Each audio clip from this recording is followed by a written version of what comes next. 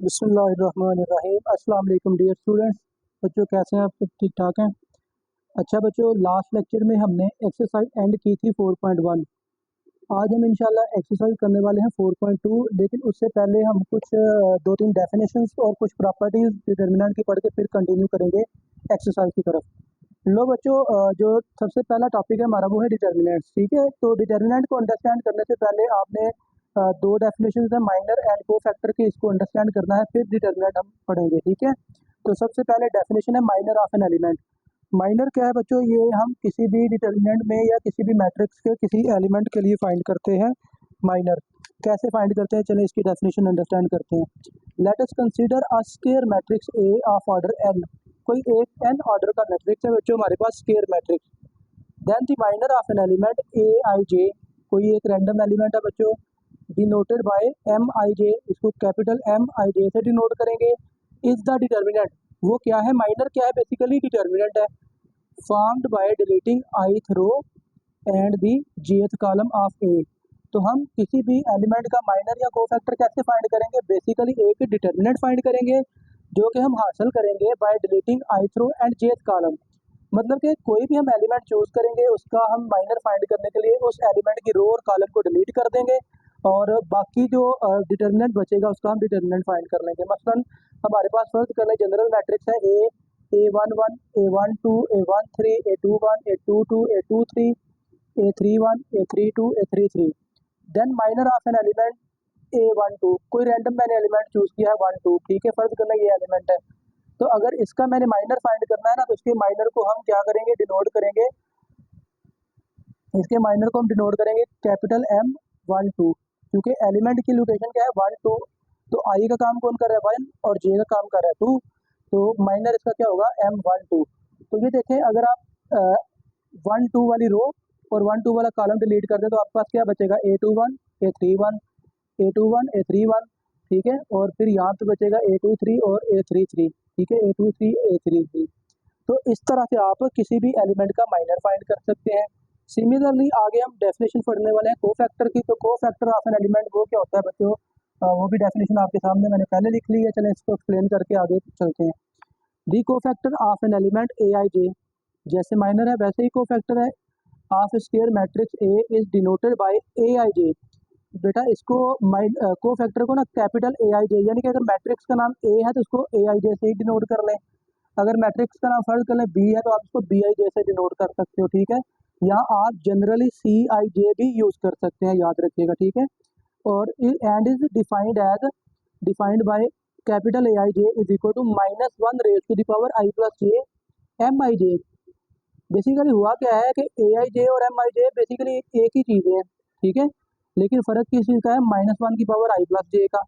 ठीक है, -1 की power I plus J. Okay, तो अब बच्चों देखें, अगर फर्ज कर लें जो आपने पहले माइनर फाइंड किया उसका ही कोफैक्टर अगर आप फाइंड करें तो इसके कोफैक्टर को A12 से डिनोट करेंगे। तो -1 की पावर क्या आएगी? 1 + 2 M12।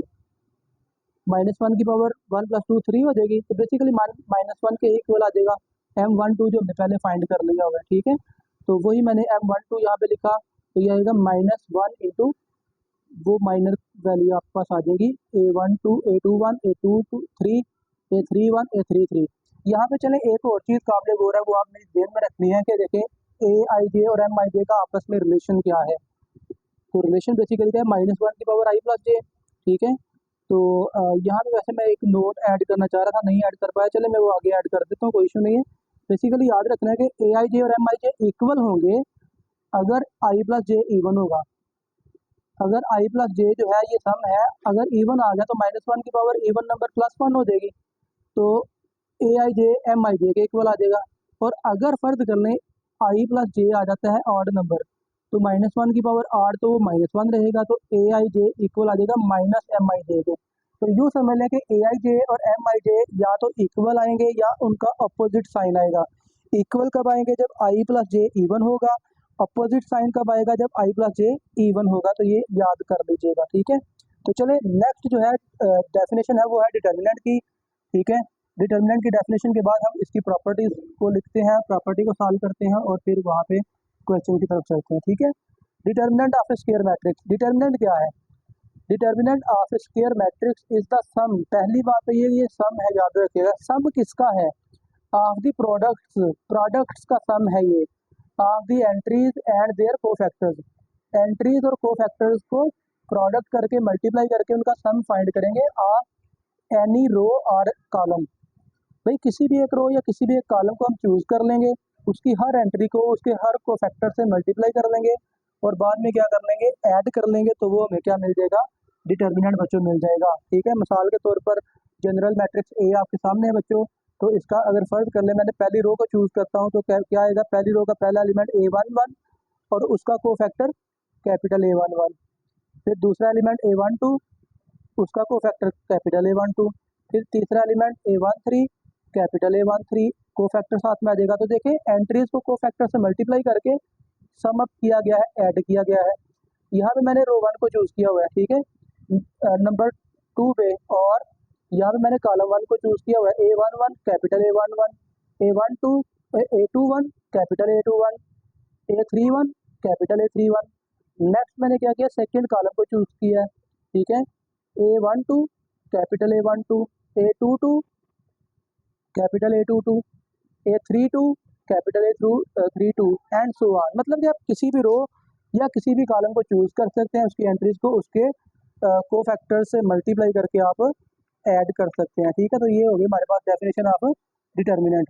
नेक्स्ट जो काम बच्चों हम करने वाले हैं वो है प्रॉपर्टीज ऑफ डिटर्मिनेंट। ठीक है, चलिए ये मैं साथ साथ लिखता हूँ क्योंकि ये इसको साथ साथ हमें एक्सप्लेन भी करना है। तो सबसे पहली जो प्रॉपर्टी है, याद रखें कि सारी प्रॉपर्टीज ही बड़ी अहम है। ठीक है, तो अक्सर ये क्वेश्चन पहले तो चले ओल्ड बुक में ये क्वेश्चन आता था, वहाँ पे भी डिटर्मिनेंट की प्रॉपर्टीज का जिक्र था। तो एक शॉर्ट क्वेश्चन आया करता था, right any two properties of determinant. ठीक है, ये ध्यान में रखिएगा। प्रॉपर्टीज हमारे पास तो 8 प्रॉपर्टीज हैं, तो कभी कभार ये शॉर्ट क्वेश्चन आता है कि कहता है कि 2 प्रॉपर्टीज लिख के दिखा दीजिए। ठीक है, तो चलिए पहली प्रॉपर्टी क्या है बच्चों, for square matrix A, for a square matrix A, ठीक है, और ये है A determinant is equal to determinant of A transpose. अब इसका क्या मतलब है, इसका मतलब बच्चों ये है कि आप कोई एक मैट्रिक्स है ए, उसका डायरेक्ट डिटर्मिनेंट फाइंड कर ले या उसका ट्रांसपोज लेके डिटर्मिनेंट फाइंड करें, उस पर कोई फर्क नहीं पड़ने वाला। ठीक है, यानी कि फर्ज कर लें अगर आपको एक मैट्रिक्स गिवन है, उसका डिटर्मिनेंट आपने फाइंड करना है, तो डायरेक्ट शायद फाइंड करना मुश्किल हो, तो अगर आप उसका ट्रांसपोज लेके आपको लगता है ना कि आसानी से सॉल्व हो जाएगा, तो आप उसका पहले ट्रांसपोज ले लें, क्योंकि ट्रांसपोज लेने से डिटर्मिनेंट पे कोई फर्क नहीं पड़ेगा। ये पहली प्रॉपर्टी हमें बता रही है। ठीक हो गया।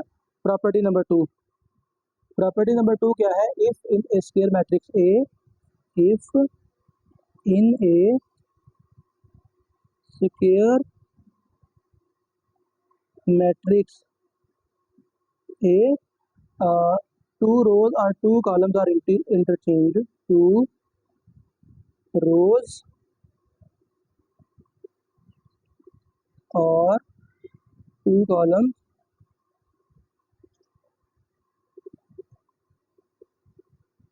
are interchanged,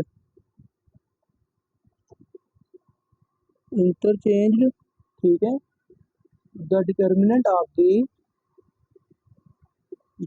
determinant of the resulting determinant of the resulting matrix is minus a determinant। ठीक है, तो बेसिकली यहाँ पे बात ये है कि अगर आप किसी मैट्रिक्स में 2 रोज या 2 कॉलम को इंटरचेंज कर देंगे ना, तो उसके डिटर्मिनेंट पे क्या फर्क पड़ेगा, बाहर नेगेटिव का साइन बस आ जाएगा। ठीक है, और कोई फर्क नहीं पड़ेगा। यानी कि इसका मतलब ये है कि अगर हमने क्वेश्चन को सॉल्व करना है ना, तो अपनी जरूरत के मुताबिक अगर हमें 2 रोज या 2 कॉलम को आपस में इंटरचेंज करना पड़ गया तो आप कर सकते हैं, लेकिन बाहर नेगेटिव का साइन लगा देंगे। ठीक है, तो ये पहली सेकंड प्रॉपर्टी है। तीसरी और चौथी प्रॉपर्टीज जो है ये बड़ी अहम प्रॉपर्टी है, बल्कि कह लीजिए कि ये अरबों खरबों की प्रॉपर्टीज है, करोड़ों की प्रॉपर्टीज है। ठीक है, और वो क्या प्रॉपर्टी है देख लेते हैं जी। इफ ए स्क्वायर मैट्रिक्स, ये तो पक्की शर्त है ना, matrix should be square matrix. If a square matrix a has two identical rows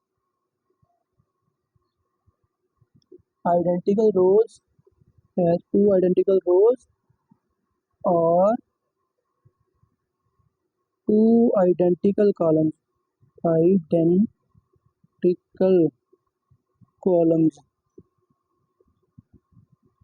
ठीक है। Then a determinant is equal to 0। भाई अगर ऐसा सिनेरियो बन गया ना कि आपको कोई मैट्रिक्स C1 है, उसमें दो रो या दो कॉलम आइडेंटिकल है, यानी कि एक जैसी है बिल्कुल, तो उसका डिटरमिनेंट भाई सॉल्व करने की जरूरत नहीं है। प्रॉपर्टी ये कह रही है कि भाई उसका आंसर 0 आने वाला है। बेशक आप सॉल्व करेंगे भी, फिर भी 0 ही अल्टीमेटली आंसर आने वाला, लेकिन अगर आपको पता जो चल गया तो भाई फिर आपको जरूरत नहीं है उसको छेड़ने की, आप उसका डायरेक्ट आंसर 0 लिख देंगे। और ये 0 डिटरमिनेंट वाली प्रॉपर्टी बहुत यूज होती है, आपने इसको याद भी रखना है, ठीक है। उसके बाद है प्रॉपर्टी नंबर 4, और फोर्थ प्रॉपर्टी भी 0 वाली ही प्रॉपर्टीज है। अगर आपके पास कोई एक मैट्रिक्स है, 4 प्रॉपर्टीज है, इफ ऑल द एंट्रीज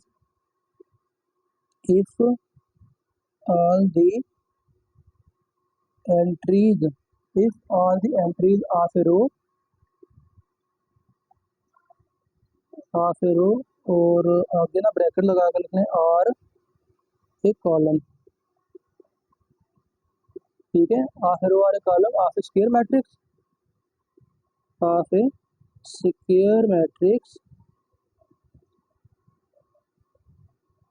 और 0, ठीक है। और स्क्वायर मैट्रिक्स का बेशक नाम रख लें ए और 0।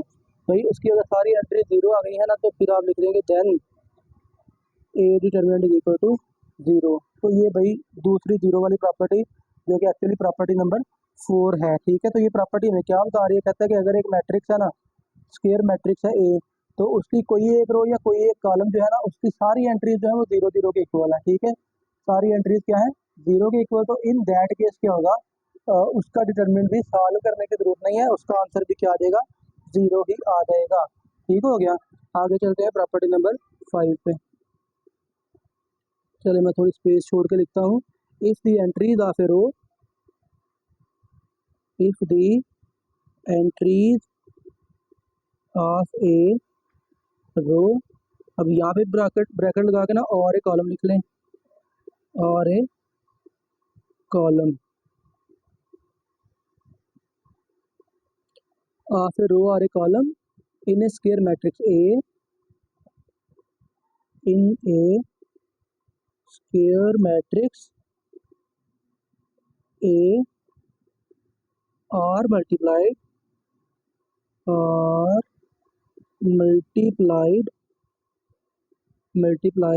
by a number, by a non-zero number लिख लेना चाहिए, by a non-zero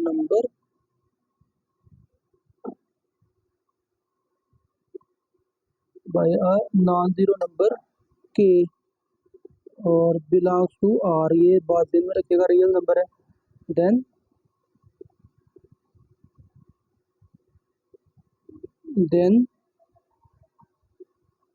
the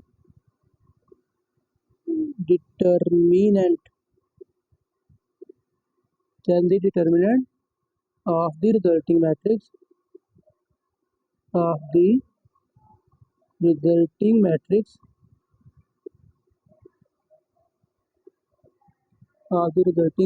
is k times A determinant. भाई अगर आपने क्या किया है, हर किसी एक रो या किसी एक कॉलम की हर एंट्री को आपने मल्टीप्लाई कर दिया है एक नॉन जीरो नंबर के के साथ, तो भाई कहता है कि फिर जो रिजल्टिंग मैट्रिक्स होगा ना, उसका जो डिटरमिनेंट होगा वो के टाइम्स ए डिटरमिनेंट के इक्वल आ जाएगा। फर्ज करने आपने 2 दफ़ा के से मल्टीप्लाई कर दिया, 3 दफ़ा, तो वो के स्क्वायर, के क्यूब एंड के की पावर 4 के इक्वल आता रहेगा, ठीक है। ये बात भी ध्यान में रखिएगा।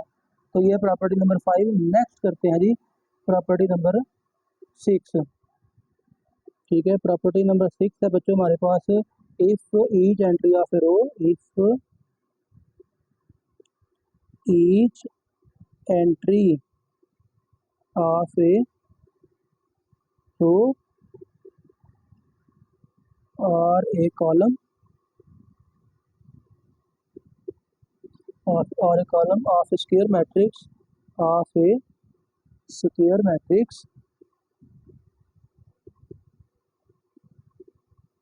स्क्वायर मैट्रिक्स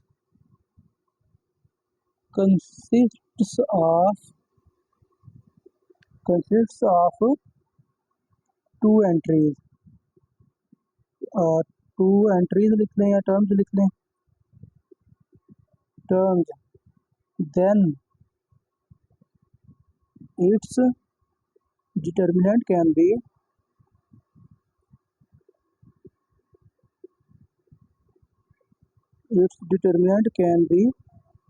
written as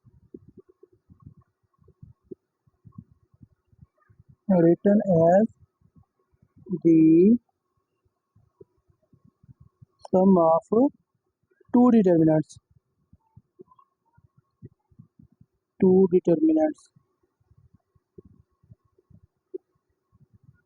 मसलन पहले हम एग्जांपल लिखते हैं ना, तो फिर इसको एक्सप्लेन करते हैं, ठीक है। मिसाल के तौर पर है, कहता है अगर आपके पास फर्ज कर लें मैट्रिक्स ए ही है, चलें मैट्रिक्स ए है ना, अगर आपके पास, तो फर्ज कर लें बच्चों ये हमारे पास मैट्रिक्स ए है, ये इक्वल है A11 plus B11, A21 plus B21, A31 plus B31, ठीक है। फर्ज कर लें ये मैट्रिक्स हमारे पास A12 A13, A21 A22 A23, A31 A32 A33। तो फर्ज कर ले बच्चों हमारे पास ना ये एक मैट्रिक्स है ए, ठीक है। तो अगर मैंने इसका डिटर्मिनेंट लिखना है तो फिर कैसे लिखा जा सकता है आसानी के लिए, या प्रॉपर्टी जो कह रही है वो ये कह रही है कि हम इसको सम ऑफ टू डिटर्मिनेंट्स लिख सकते हैं। कैसे? A11 A12 A13, A21 A22 A23, A31 A32 A33, ठीक है। ये पहला मैट्रिक्स हो जाएगा, डिटर्मिनेंट हो जाएगा बच्चों। और दूसरा डिटर्मिनेंट क्या आएगा? दूसरा आएगा B11 A12 A13, B21 A22 A23, B31 B832 A33। तो बच्चों बस देखें, गौर करें ना, हुआ क्या है, बस पहला कॉलम जो था ना इसमें दो एंट्रीज थी, ठीक है, जो सम हो रही थी। तो हमने क्या किया, इनको बस ब्रेक कर दिया है। पहला देखिए, पहला कॉलम पहली एंट्री का बना दिया है, और फिर दूसरे डिटर्मिनेंट का पहला कॉलम जो है वो दूसरी एंट्री का बना दिया, ठीक है। तो ये है प्रॉपर्टी नंबर 6 कि अगर आपके पास कोई एक मैट्रिक्स है, उसकी रो की हर एंट्री दो एंट्रीज पर मुश्तमिल है, तो आप उसको क्या कर सकते हो, दो डिटर्मिनेंट में ब्रेक कर सकते हो। ठीक हो गया बच्चों। तो नेक्स्ट है प्रॉपर्टी नंबर 7। सेवन प्रॉपर्टी भी बड़ी अहम बच्चों। इफ एनी रो या column, if any row column of a determinant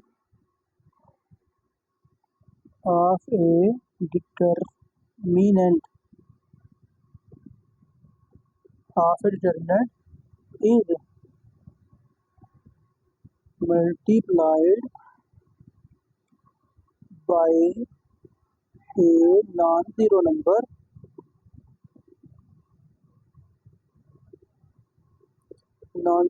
k, and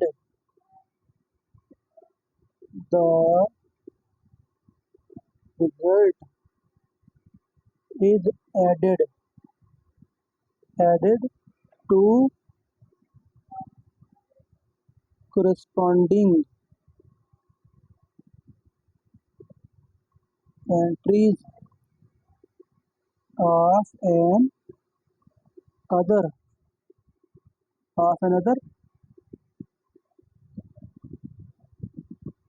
another रो या कॉलम, ठीक है। the value of determinant does not change। तो इस सारे का तर्जुमा, इसका खुलासा ये है बच्चों कि अगर आप किसी एक रो या किसी एक कॉलम को किसी एक नंबर से मल्टीप्लाई करके ना तो किसी दूसरी रो या किसी दूसरे कॉलम में ऐड कर दें तो उसके रिजल्ट पे डिटर्मिनेंट पे कोई फर्क नहीं पड़ने वाला। ठीक है, बेसिकली रो ऑपरेशन का एक ये ऑपरेशन है। ठीक है, वो नेक्स्ट हम एक्सप्लेन से इंशाल्लाह रो ऑपरेशन पढ़ेंगे भी। ठीक है, तो लास्ट प्रॉपर्टी है जो कि सबसे ज़्यादा इम्पोर्टेंट है। ठीक है, ये हमारी बड़ी हेल्प करती है डिटर्मिनेंट फाइंड करने में, और वो ये है कि if A matrix is in triangular form, if A matrix is in triangular form, अगर एक मैट्रिक्स जो है ना ट्राइंगुलर फॉर्म में है, ट्राइंगुलर फॉर्म में है, then the value of its determinant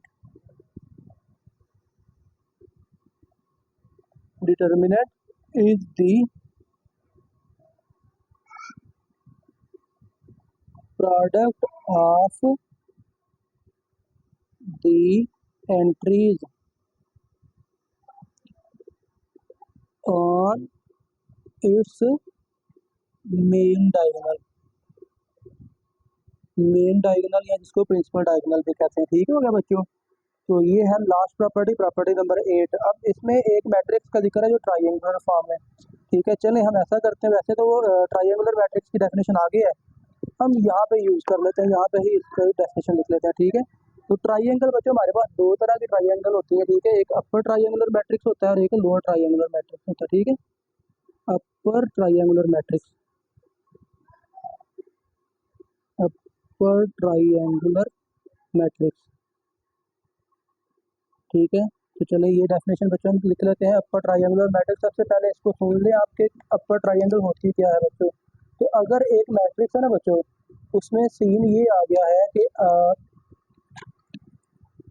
all the entries below the principal diagonal are zero, अगर ऐसा हो जाए ना, चले मैं यहाँ पे लिख देता हूँ पहले, फिर हम बात कर लेते हैं इस पर। स्क्वायर मैट्रिक्स ए, चलो यहाँ से लिखते हैं a square matrix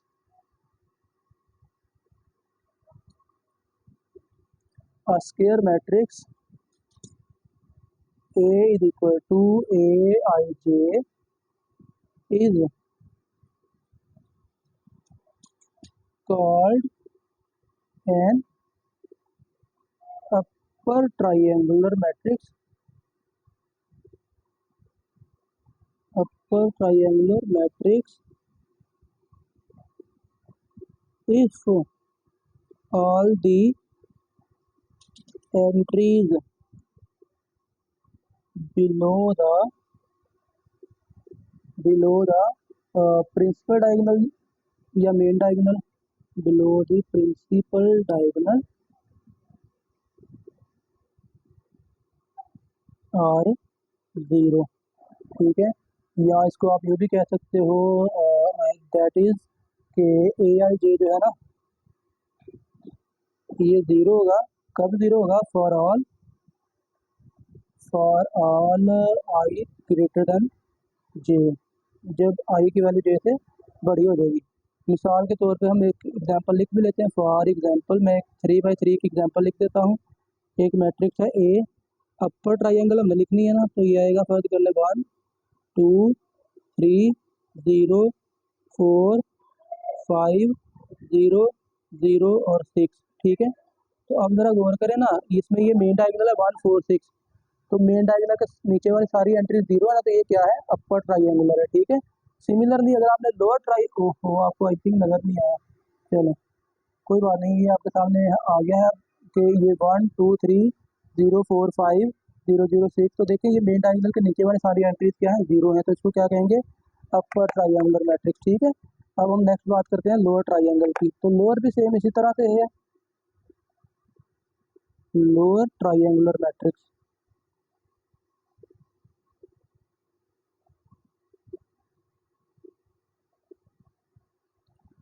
lower triangular matrix की सेम आप डेफिनेशन इसी तरह से लिख सकते हैं। चले मैं इसी को कॉपी करता हूँ, बिल्कुल सेम टू सेम वर्डिंग को। और square matrix, square matrix A is equal to Aij is called a lower triangular matrix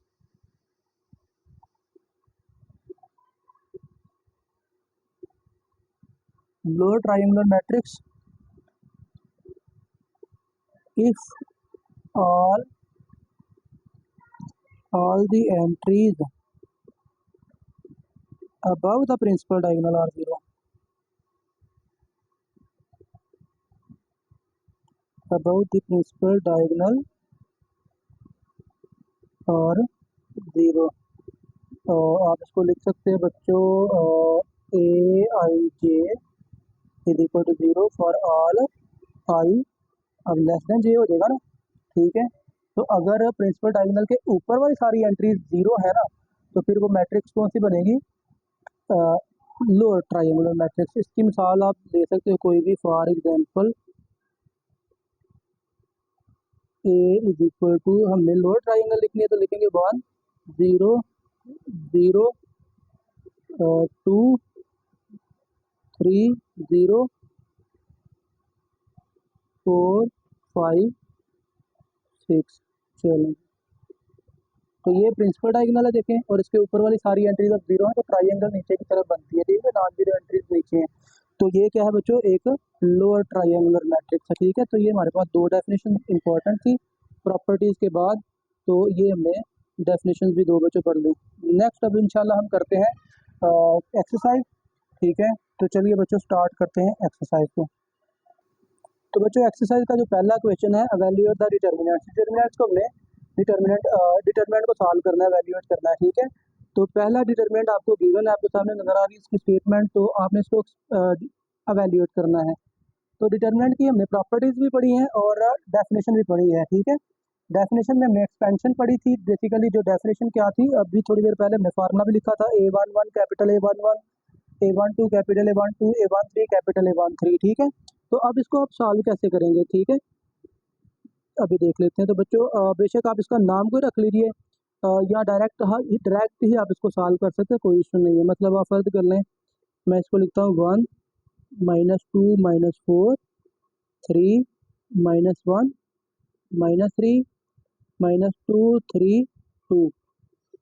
तो अगर आप इसको सॉल्व करें तो कैसे करेंगे? चले, वेरी सिंपल। आप देखें ना क्या डेफिनेशन थी, पहले फर्ज कर लें रो 1 को हम चूज करते हैं, जो कि आमतौर पर हम करेंगे, ज़्यादातर यही काम हम किया करेंगे, एक्सपेंड कर लेंगे बाय रो 1, एक्सपेंडिंग बाय रो 1। रो 1 को हम चूज करेंगे तो उसका पहला एलिमेंट लिखें और फिर साथ में उसका कोफैक्टर। कोफैक्टर कैसे लिखना है अभी दोबारा बात कर लेते हैं, हमने भी डेफिनेशन पढ़ी थी। अच्छा देखें, पहला एलिमेंट और उसका कोफैक्टर। पहला एलिमेंट क्या होता है? A11, तो यहाँ पे क्या आएगा? कैपिटल A11, कैपिटल A11 आना था ना। तो कैपिटल A11 की डेफिनेशन क्या थी? मैं चलो डेफिनेशन अंदर आपके सामने दोबारा रख देता हूँ डिटर्मिनेंट की, ये आपको नजर आ जाती है, ये डिटर्मिनेंट की डेफिनेशन, ठीक है।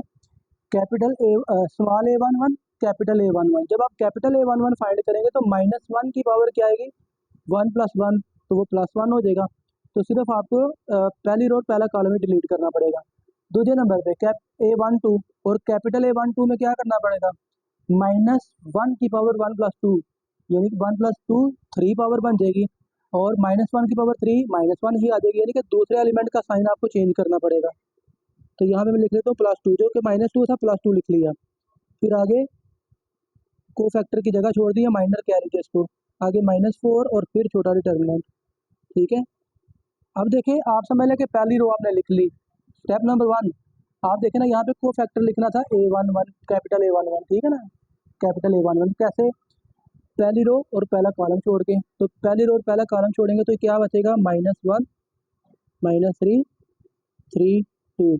फिर दूसरे नंबर पे पहली रो और दूसरा कॉलम छोड़ना है, पहली रो और दूसरा कॉलम 3 -2 -3 2। फिर तीसरी पहली रो और तीसरा कॉलम छोड़ना होता है हमने, तो ये आएगा 3 -1 -2 3। तो अब ये 2/2 का डिटर्मिनेंट हम इजीली सॉल्व करना जानते हैं। 1 इंटू मल्टीप्लाई करें, क्रॉस मल्टीप्लाई, तो ये आएगा -2 माइनस फार्मूले का 3 3 बार 9, माइनस का 9 तो ये +9 हो जाएगा, +2 ब्रैकेट 3 2 बार 6, माइनस फार्मूले का तो 3 2 बार 6, माइनस माइनस प्लस का हो जाएगा, तो वो माइनस का माइनस ही फार्मूले का रहेगा। तो -4 इंटू 3 3 9, माइनस फार्मूले का तो 2 2 1 2, ठीक है।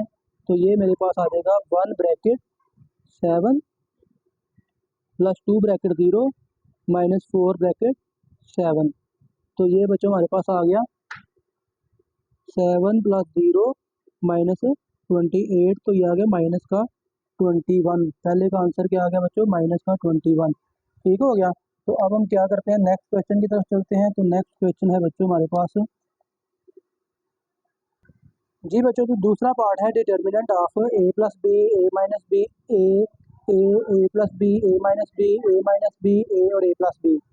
तो बच्चों जब आप इसको सॉल्व करेंगे ना, तो वही आप एक्सपेंड करेंगे रो 1 से। तो पहला एलिमेंट लिखिए ए प्लस बी, ठीक है, पहला एलिमेंट, फिर छोटा डिटर्मिनेंट बना देना आपने, ठीक है। फिर दूसरा एलिमेंट जो कुछ भी है उसका साइन आपने चेंज कर देना, फिर छोटा डिटर्मिनेंट, फिर तीसरा एलिमेंट और फिर छोटा डिटर्मिनेंट, ठीक है बच्चों। तो अब आप इसको सॉल्व कर लीजिए। यूँ समझ लीजिए कि पहली रो आपने लिख ली तो इसका काम भी खत्म। अब पहले नंबर पे पहला कॉलम छोड़ेंगे तो क्या बचेगा, ए प्लस बी ए माइनस बी, और यहाँ पे ए प्लस बी। दूसरे नंबर पे दूसरा कॉलम छोड़ेंगे तो यहाँ पे आएगा ए माइनस बी। दूसरा कॉलम छोड़ चुके हैं तो यहाँ पे आएगा ए माइनस बी और ए प्लस बी, ठीक है। अब तीसरे नंबर पे तीसरा कॉलम छोड़ें तो यहाँ पे आएगा ए minus B A plus B और ए। तो अब बच्चों आप इसको क्रॉस मल्टीप्लाई बस कर लीजिए। तो ये हमारे पास क्या आएगा, A plus B bracket A plus B तो यह तो आ गया ए प्लस बी का स्क्वायर माइनस ए इंटू ए माइनस बी, ठीक है। तो माइनस ये माइनस ही अब ये रहेगा, तो ए माइनस बी ब्रैकेट ये आएगा A bracket A plus B A minus B, तो ये माइनस फार्मूले का, तो ए माइनस बी का स्क्वायर बन जाएगा, ठीक है। और आ गया plus A bracket A into ए का स्क्वायर माइनस फार्मूले का, तो ये आएगा A plus B into A minus B. तो चलो बच्चों बस आपने इसकी मल्टीप्लिकेशन सिंप्लीफिकेशन कर लेनी है, ठीक है। तो चलिए बच्चों सिंप्लीफाई करते हैं। तो ये हमारे पास क्या आएगा, ब्रैकेट के बाहर है ए प्लस बी, ठीक है, और ब्रैकेट के बाहर ये तरह ब्रैकेट ओपन करेंगे तो क्या आएगा, ए प्लस बी का होल स्क्वायर है, A square plus 2ab plus B square, और आगे minus A square plus A B, ठीक है। और उसके बाद है बच्चों ये माइनस अपनी जगह पे, तो ए माइनस बी, ये ब्रैकेट क्लोज, और यहाँ पे भी अभी ब्रैकेट है तो ये आएगा A square plus A B minus A minus B का स्क्वायर। चले ब्रैकेट अभी लगी रहने देते हैं, तो ये आएगा ए स्क्वायर माइनस 2ab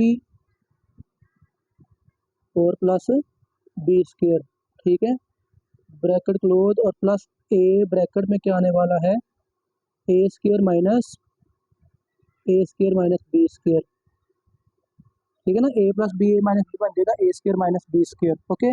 तो चलिए बच्चों बस तरतीब से इसको सॉल्व करते जाएं। तो ये आएगा ए प्लस बी ब्रैकेट, अब ये छोटी ब्रैकेट लगा लेते हैं, तो ये आएगा ए स्क्वायर से ए स्क्वायर तो कट गया, ठीक है। तो ये आएगा 2ab प्लस ए बी, तो ये क्या बन गया बच्चों, 3ab 3ab plus B square, okay. और आ गया बच्चों minus a b A minus b, और नेक्स्ट ब्रैकेट में अब क्या आने वाला है, ए स्क्वायर, ये ठीक लिखा है, A square plus A B, ठीक है, A square plus A B, और ये माइनस की वजह से साइन चेंज कर लेते हैं, minus A square plus 2ab minus B square, ठीक है। ये ब्रैकेट पहले का काम भी खत्म। लास्ट पे है plus A bracket A square minus A square plus B square, ठीक है। चलें सिंप्लीफिकेशन बस बच्चों एहतियात से करते जाइए। तो ये बच्चों हमारे पास आ जाएगा, ए को बेशक अंदर मल्टीप्लाई हम कर लेते हैं, ठीक है। ये आएगा 3a² भी, ठीक है ना, ए अंदर मल्टीप्लाई होगा 3a² भी, और ये आएगा प्लस ab²। अब बी को अंदर मल्टीप्लाई करें तो प्लस 3ab² माइनस, अब ब्रैकेट में कुछ कैंसिलेशन हो रही है, कैंसिलेशन कर लेते हैं पहले, चलें मल्टीप्लाई नेक्स्ट स्टेप में यहाँ पे करेंगे, ए माइनस बी ब्रैकेट, यहाँ पे क्या आएगा a b plus A b, तो ये आएगा 3ab, और ये आएगा माइनस b², ओके। और फिर नेक्स्ट है बच्चों ए स्क्वायर से ए स्क्वायर कट गया, तो ये आ गया प्लस का ab², ठीक है।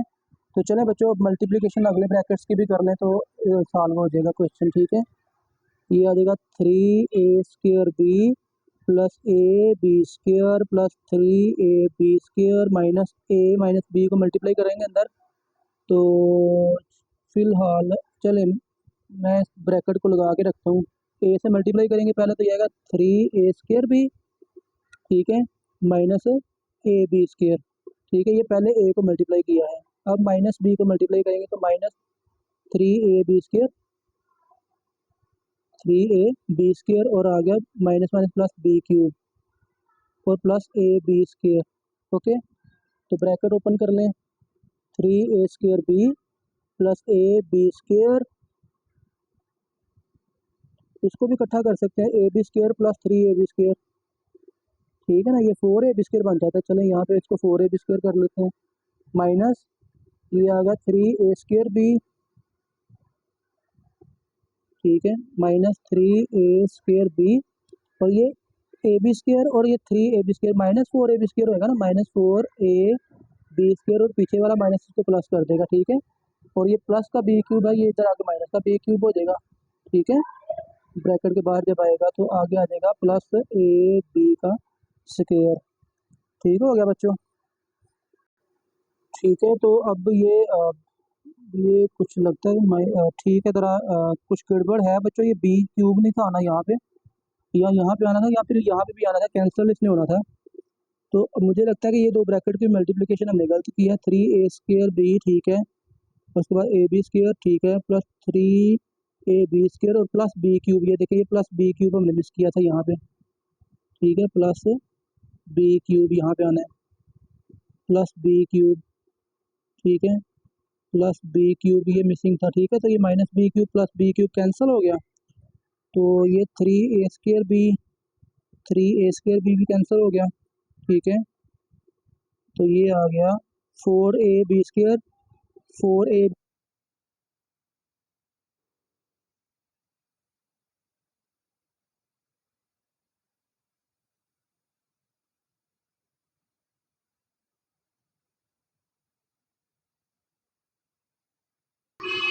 तो बच्चों नेक्स्ट क्वेश्चन है, तीसरा पार्ट है इसका, 2x x y 2y y z और 2z, इसका डिटरमिनेंट बच्चों फाइंड करना है। तो इसका सोल्यूशन भी मुश्किल नहीं है, सिंपल, आप इसको एक्सपेंड कर लें बाय रो 1।